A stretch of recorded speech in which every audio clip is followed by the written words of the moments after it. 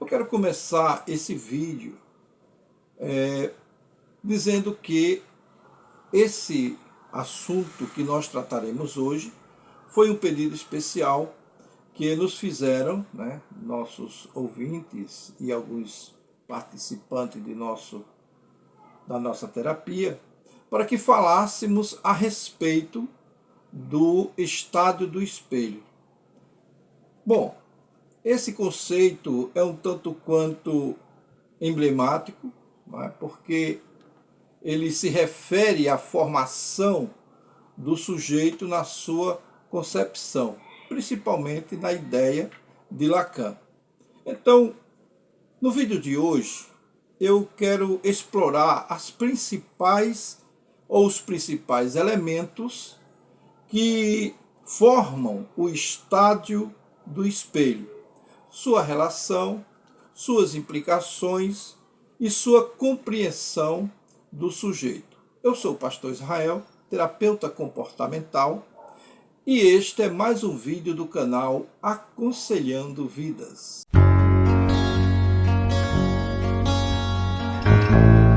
O conceito de estádio do espelho é uma das ideias mais emblemáticas do ensino do psicanalista francês Jacques Lacan. Ele é apresentado, ou foi apresentado por ele, no ano de 1939 e refinado ao longo de sua jornada, de sua caminhada, de sua carreira. E esse conceito, ele é fundamental para a compreensão, o desenvolvimento da subjetividade e a formação do eu, que ele chamava de je, na teoria lacaniana. Nesse vídeo, eu quero explorar os principais elementos do estádio do espelho. Sua relação com a teoria psicanalística clássica e suas implicações na compreensão do sujeito. Ele refere-se, mais especificamente, no seu desenvolvimento ou na aplicação do desenvolvimento infantil, geralmente situado entre os 6 e os 18 meses, quando a criança, nesse estado, ela entra na fase de reconhecer ou se reconhecer no espelho. Então ela vê a ela mesma e ela vê a um outro.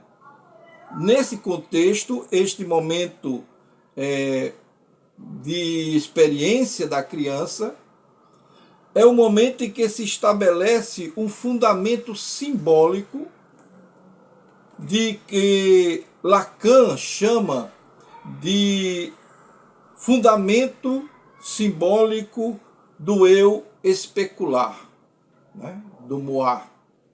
Uma representação idealizada do imaginário de si mesmo.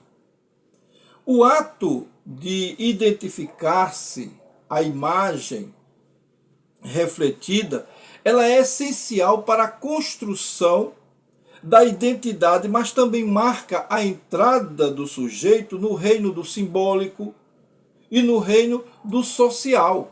A imagem do espelho oferece uma ilusão da totalidade e coerência, no que podemos entender uma unidade de estabilidade, no sentido em que essa ilusão de totalidade e coerência contrasta com a experiência corporal fragmentada daquela criança, que o bebê vivencia nesse período. E este momento é, portanto, um momento bivalente. O que quer dizer isso? Porque enquanto fornece um ponto de ancoragem para a identidade, é um momento também que se inicia o sujeito numa busca interminável, uma busca interminável por um eu completo, um eu coeso, um eu que está muito longe de mim e que nunca pode ser plenamente realizado. O estágio do espelho está intimamente ligado à metapsicologia freudiana, especialmente a teoria do narcisismo e a formação do eu. Porque, para Freud, o narcisismo primário, ele descreve o estado inicial em que o bebê investe toda a sua libido em si mesmo. Lacan expande essa ideia, presta atenção, Lacan expande essa ideia ao enfatizar o papel do outro na formação do eu. Então, o estádio do espelho, o eu surge precisamente por meio de um ato de reconhecimento, que é mediado por uma imagem externa. Assim, a construção dessa constituição do sujeito é, desde o início, intersubjetiva e marcada também por uma reação especular. Além disso, o conceito lacaniano de falta, ou o que ele chama de manqué, tem suas raízes na teoria freudiana do desejo e da castração. No estádio do espelho, a imagem especular é percebida como o ideal inacessível, inalcançável, que introduzindo a ideia de que o sujeito está sempre em débito em relação ao seu próprio ideal. Essa discrepância fundamental entre o eu real e o eu idealizado constitui uma das bases do desejo humano dentro da teoria lacaniana, no contexto das três ordens que estruturam o pensamento de Lacan, ou seja, o imaginário, o simbólico e o real.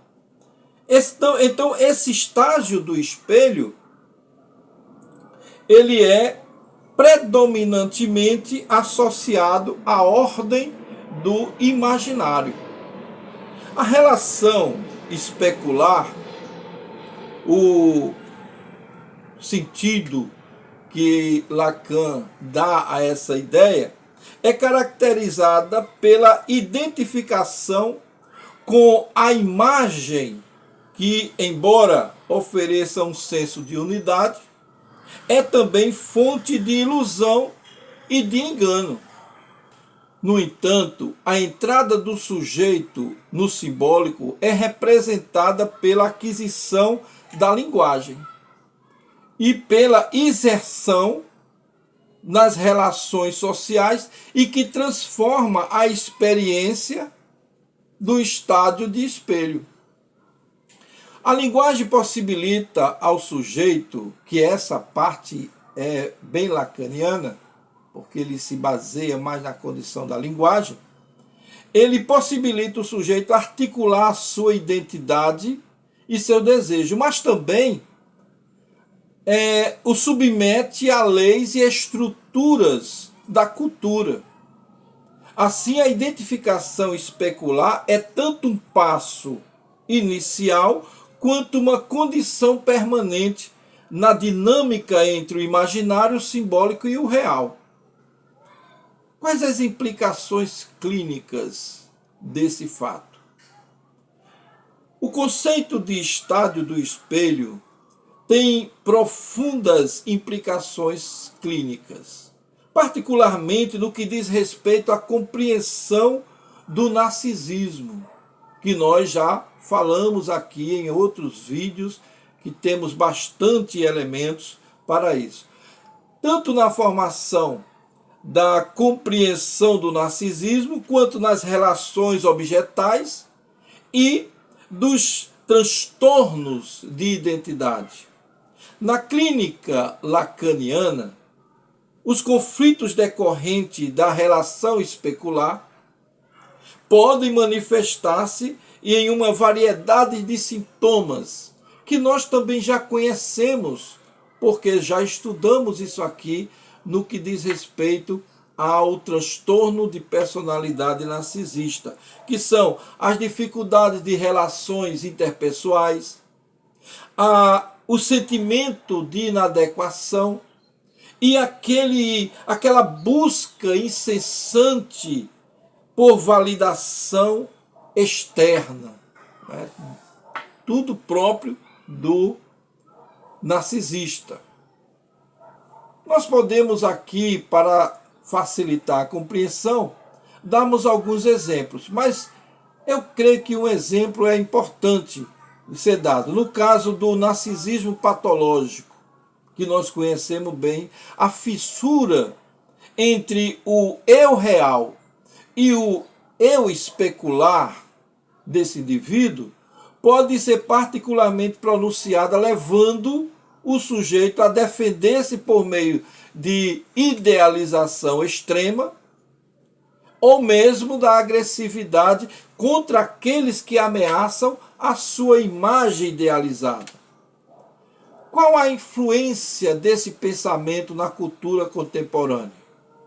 Olha, é importante nós entendermos que o estádio do espelho oferece uma ferramenta útil para analisarmos fenômenos culturais e sociais.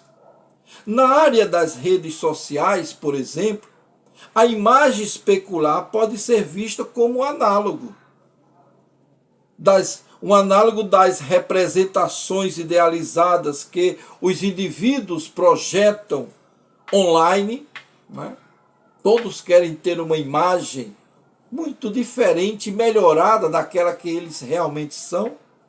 A busca por likes e aprovação, inclusive é o momento em que nós pedimos aqui, se você está gostando, dê o seu like, né? Aprovando o nosso trabalho, que é muito importante para ajudar centenas, milhares de pessoas que precisam compreender essas situações, esses dramas, esses transtornos que nós já estudamos aqui e ajudamos pessoas nesse canal. Essa busca por likes e por aprovação pode ser compreendida como uma extensão do desejo de reconhecimento, uma extensão do desejo de ser validado. Isso tudo é uma continuidade que se origina dentro do estádio do espelho. A imagem se torna cada vez mais dependente da validação externa, né? Daquela condição externa. Então, tanto na clínica quanto na análise da cultura contemporânea, o estádio do espelho, ele continua a oferecer a todos aqueles que buscam insights profundos sobre a condição humana, sobre o desenvolvimento humano. Então, dentro desse conceito é que nós podemos caracterizar essa condição do estádio do espelho. Se você gostou, que esse vídeo tenha te ajudado de alguma forma. Nós nos vemos no nosso próximo vídeo.